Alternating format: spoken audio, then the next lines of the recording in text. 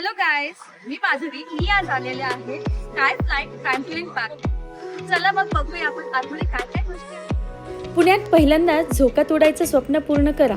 Sky flight trampoline park. Fun, fitness आणि लर्निंगचं perfect combo.